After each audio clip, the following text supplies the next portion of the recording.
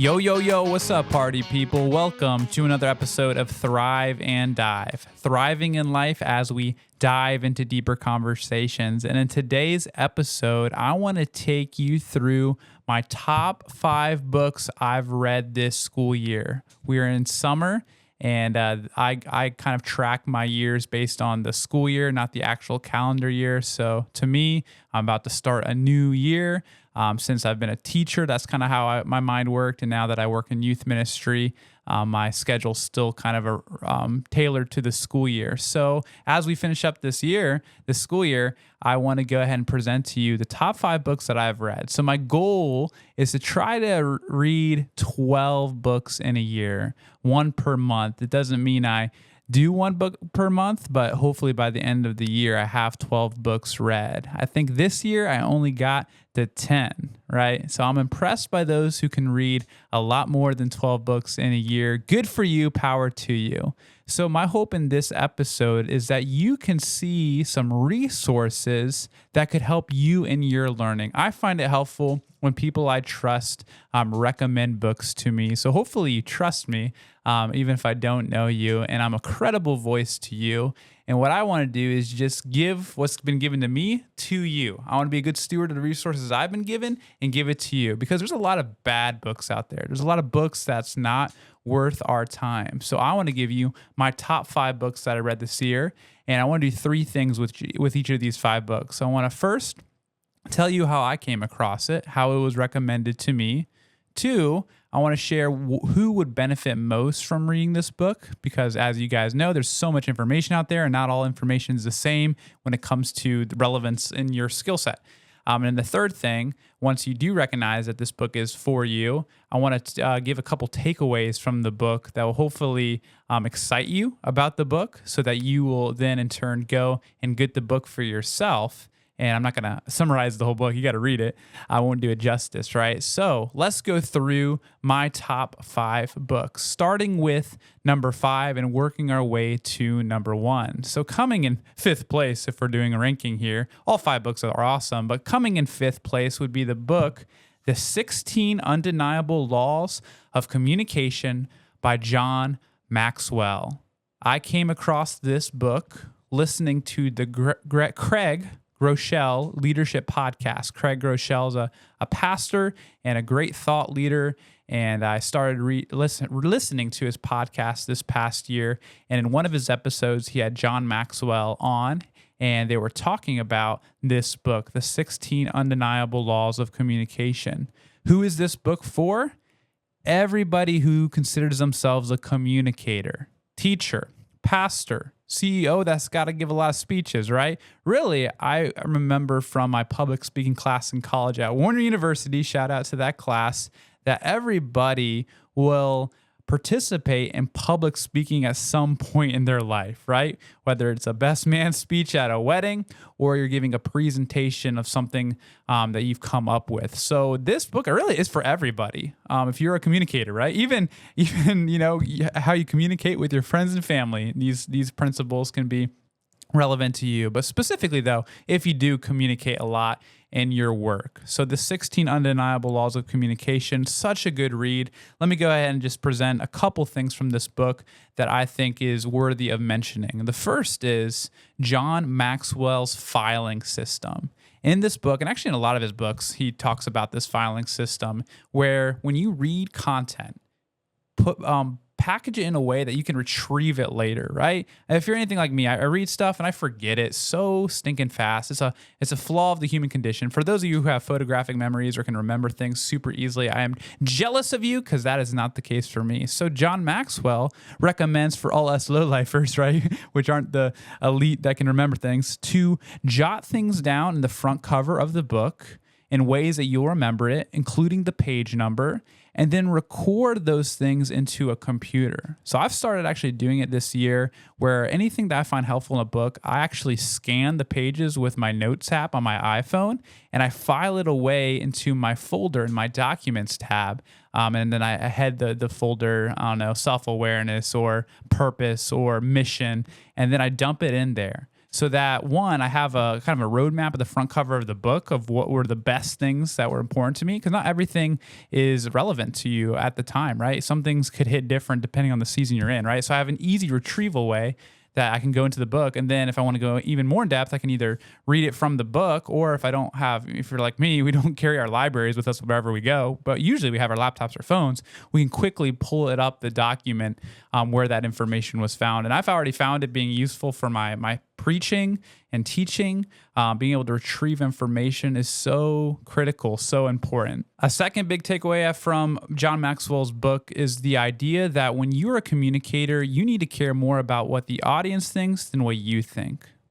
In our minds as communicators, like speaking for myself personally, sometimes I can think that the way I presented the information was amazing, flawless, and like, how could anybody not understand what I said?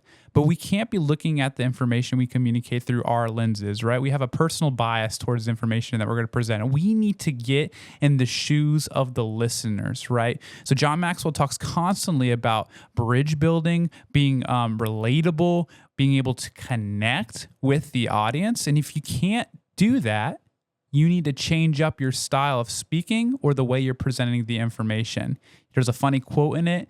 It was referencing a pastor, right? If your congregation is asleep, somebody please wake up the pastor. The fourth favorite book that I would recommend to anybody who is looking to up their reading game is a book called Practicing the Way by John Mark Comer. This book was gifted to me from my one of my mentors and actually my boss. His name is Pastor Nate. Shout out to Pastor Nate. And he gifted me this book, and he actually gifted me another one of these books in this list. So Pastor Nate, you have lots of wisdom to share, right? So again, as Pastor Nate recommended these books to me, I want to recommend them to you. And quick, before I get into this book, I wanted to say this at the beginning, but I forgot. If you aspire to be a leader or somebody of influence, which I hope everybody wants to be because everybody has influence, you've got to be reading books. It's like a non-negotiable. Like, so many thought leaders say the same thing. And I'm not saying I'm a thought leader or anything. I'm just sharing what I've been given to me, and I give it to you. I've never been a big reader. I can't stand reading, especially fictional stuff. It was never my forte. I'd rather listen to stuff or watch movies, right?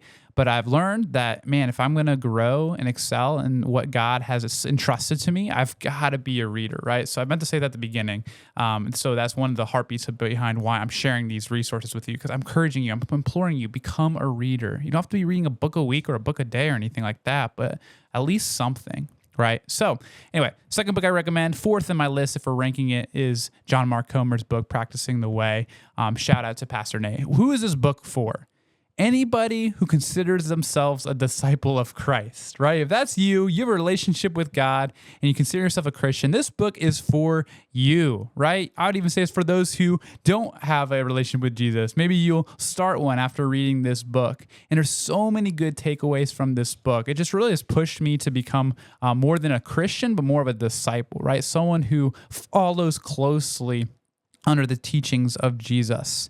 And there are two main things that I took away from this book. The first is this idea of practicing the presence of God.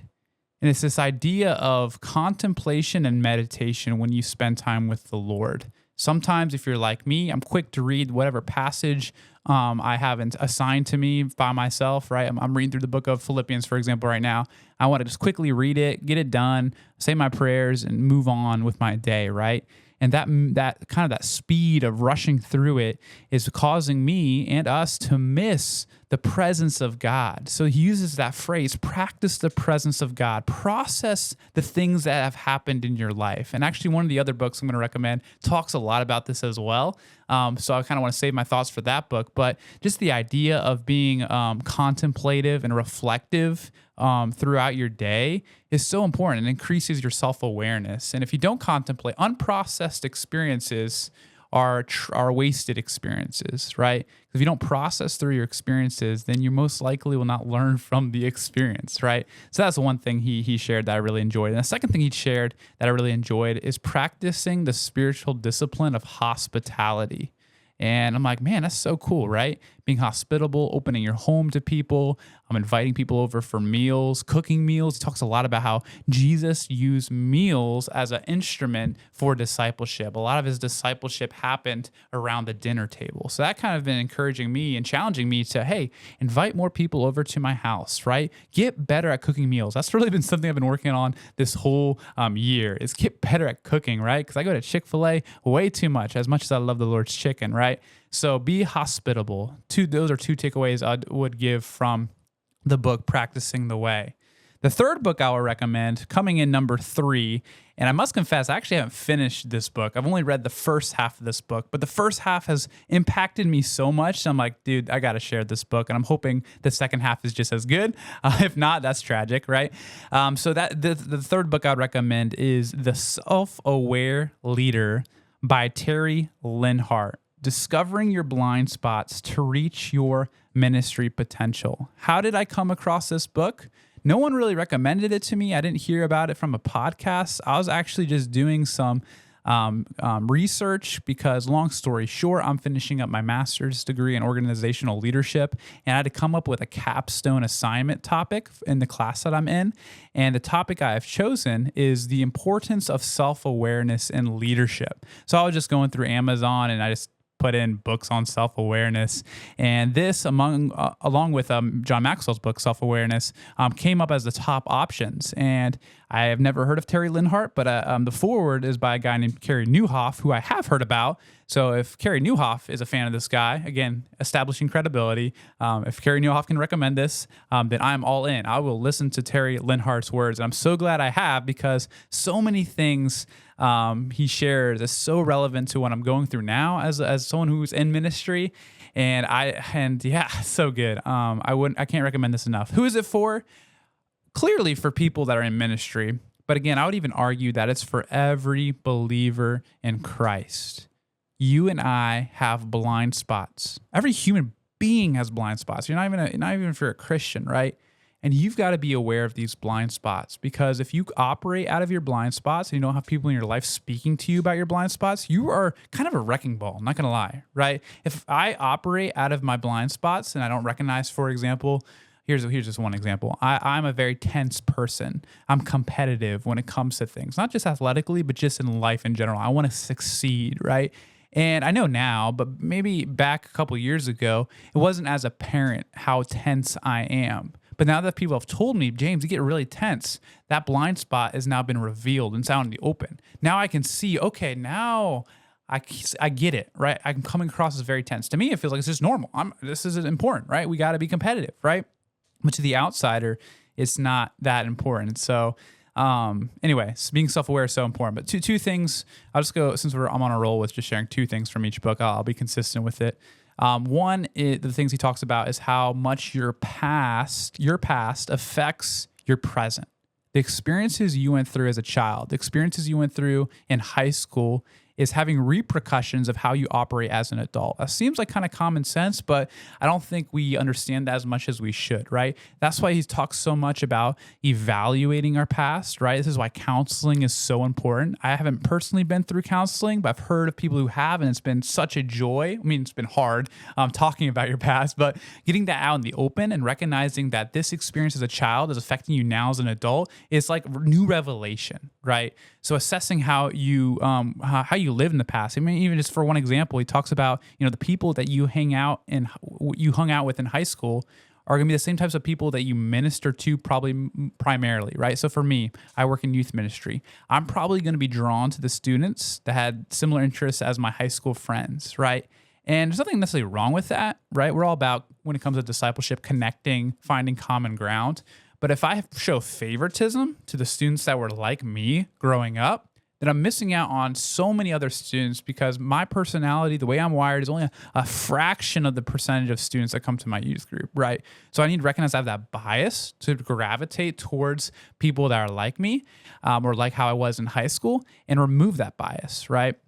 And then the second thing, he talks a lot about different like temptations that want to creep in that we need to be aware of, and then also just excuses we make.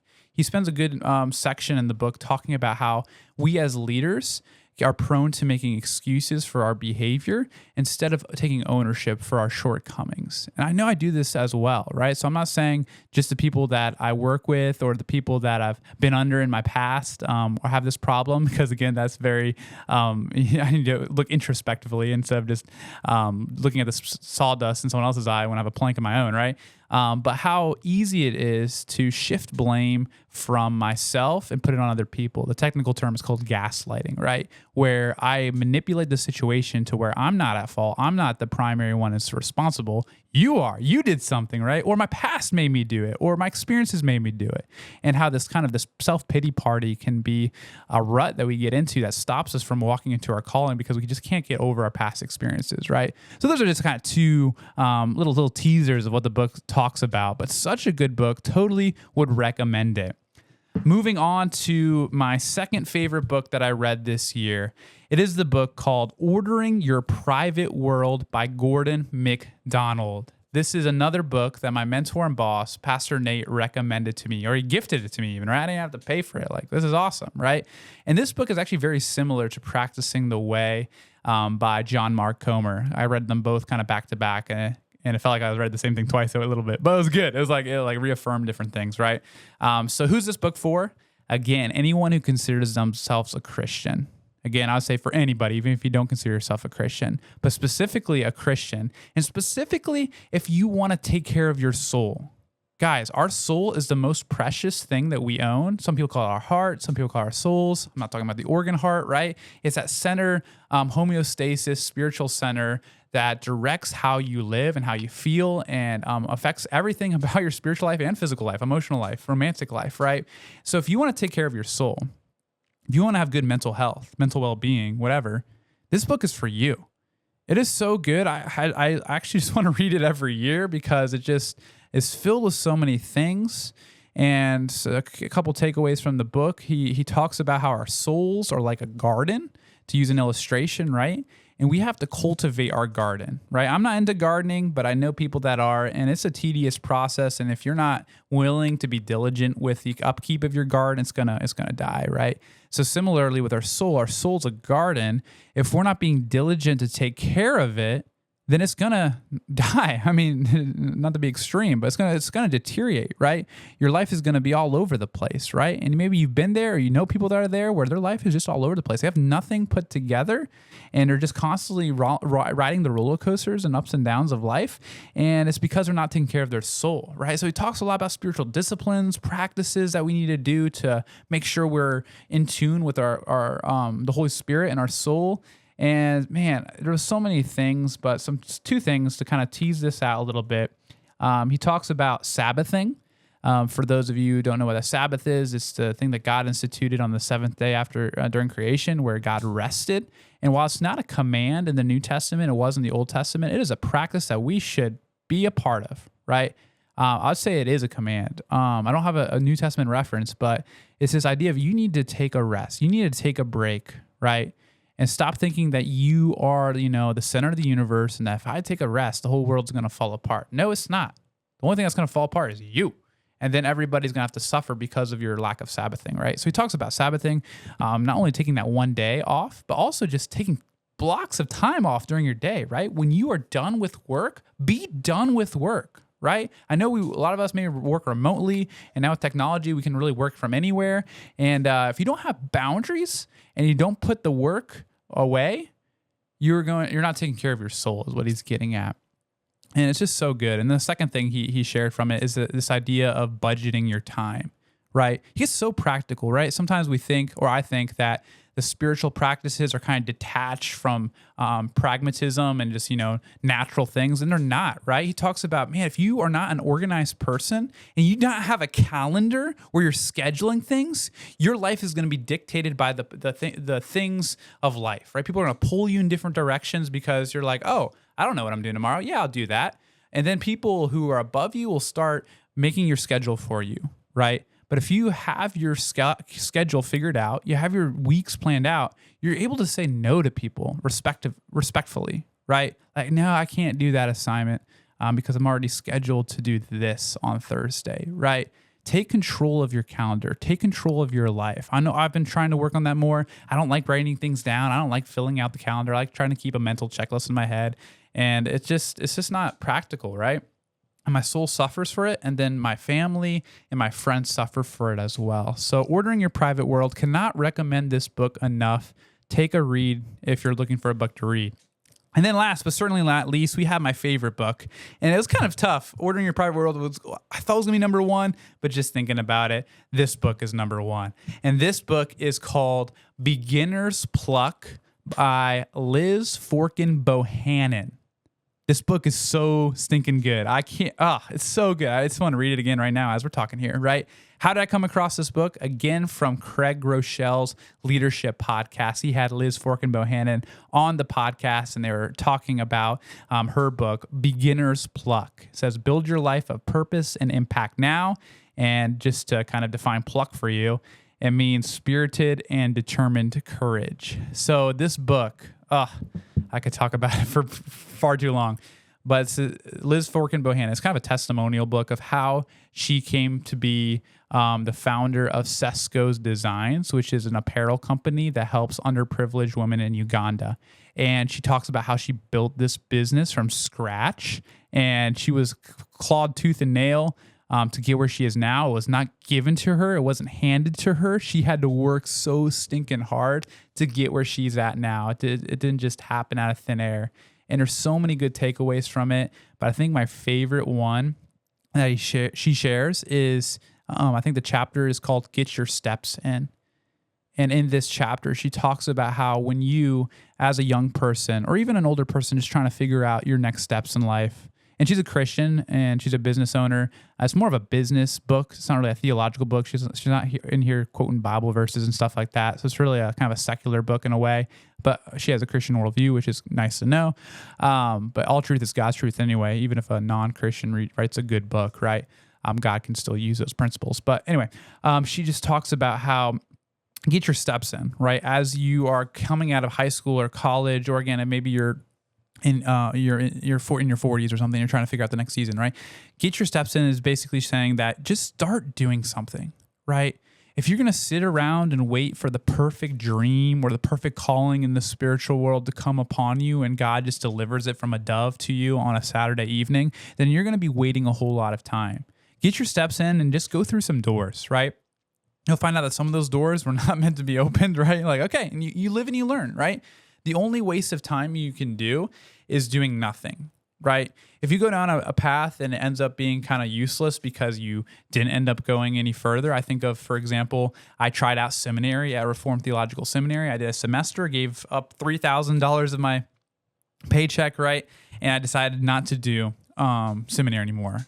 I'm not sitting here saying like, wow, what a waste of time, James. Why didn't I pray and discern that more? No, I'm thankful. I now know I don't want to do it, right? It wasn't a waste of time. A waste of time would have been sitting there doing nothing and not pursuing any degree, right? So get your steps in.